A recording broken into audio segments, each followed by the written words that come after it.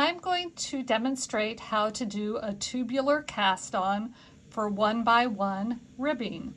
This gives you a nice, very professional looking rolled edge that could be for the bottom brim of a hat or for a neckline.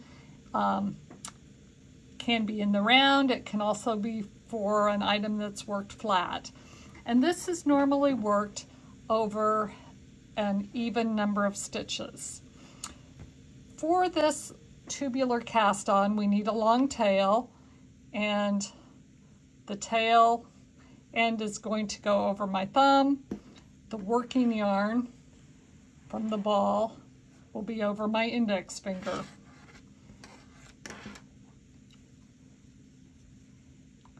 We're going to start off in the slingshot position where we put the tail of the yarn over my thumb, the working yarn over my index finger. We'll hold on to both ends with my other 3 fingers. The first stitch is worked by just pushing down on the yarn, coming underneath towards my thumb, and making a loop.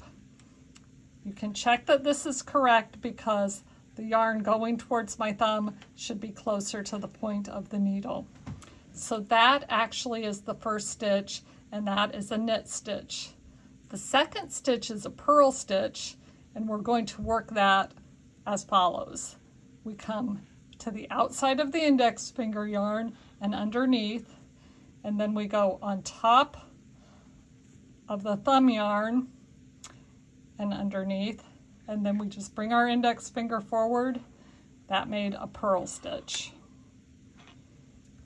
The third stitch, not the second because we just did the second stitch, the third stitch, we come to the outside and underneath the thumb yarn, over the top of the index finger yarn, and then my thumb yarn just comes to the back. That makes a knit stitch. We're going to repeat these 2 until we've got the desired number of stitches. So from the outside and underneath of the index finger for the next purl stitch, over the top of the thumb yarn, and then my index finger yarn just comes to the front and makes a purl bump. The knit stitch, then we come to the outside and under the thumb, over the top of the index finger, and then my thumb yarn just comes over the top of the needle, and that makes a knit stitch. So we're going to repeat these 2 over and over. So outside and over the thumb until we have our desired number of stitches. Always start off at the outside coming in and then go over the opposite one. Okay, we have the desired number of stitches, which is 40. We're going to turn around and work the first row. Because these are essentially just loops over the needle, we need to be careful when we're starting the row that we don't lose the first stitch. So we'll hold on to those stitches, turn our work around, and we're going to use the working yarn to begin working in a knit 1, purl 1 manner.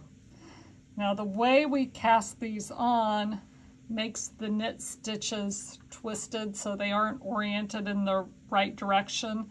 The back leg of the stitch is actually closer to the front of the needle.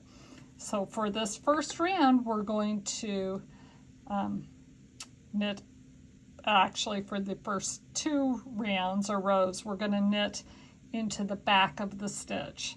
So the first stitch, we knit into the back of the stitch. Then we will bring our yarn to the front, slip the second stitch. Take our yarn to the back, knit the stitch through the back loop, bring the yarn to the front, slip the stitch. We'll continue that across the row, moving our stitches towards the end of the needle so they're easier to work. When we slip the stitch, we slip it purlwise because we don't want to change that orientation. We're just going to slip it purlwise with the yarn in front. Take our yarn to the back, knit through the back loop. Yarn to the front, slip, yarn to the back, knit through the back loop. We'll continue this to the end of the row, and then we're going to flip it and work the other direction. Okay, we're almost to the end of this first row after the initial bind off or cast on. So we're going to knit through the back loop, slip one with yarn in front, knit through the back loop, slip one with yarn in front. So that is the last stitch on the row. We'll just bring our yarn forward, and we're going to repeat this for the second setup row. Again, our yarn is in the back because it was wrapped, so we're going to continue to knit one through the back loop, bring the yarn to the front, slip one with yarn in front. And we will do that across the row. Things are getting easier now because we've got a little more fabric there, so more fabric makes the whole thing just a little more stable. Because we're knitting just every other stitch on each of these rows, it takes 2 rows of working before we really get 1 row of knitting.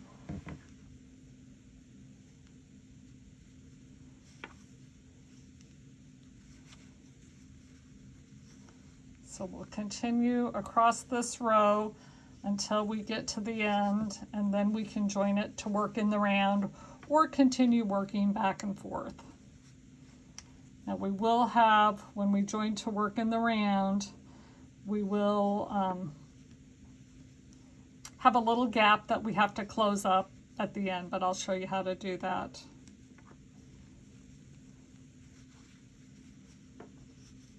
Through the back loop, slip one purlwise, knit one through the back loop, slip one purlwise.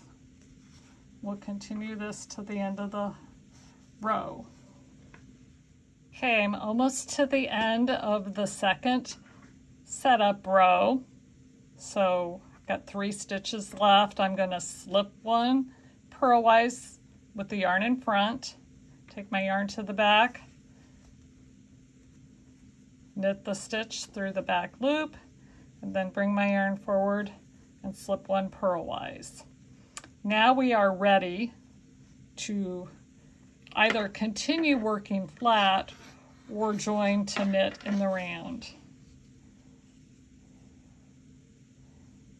Okay, and when we're working in the round, just like with any other cast on, we need to make sure that nothing is twisted, but because we've got this nice fabric here, it's easy to tell what is what and make sure that we don't have things twisted.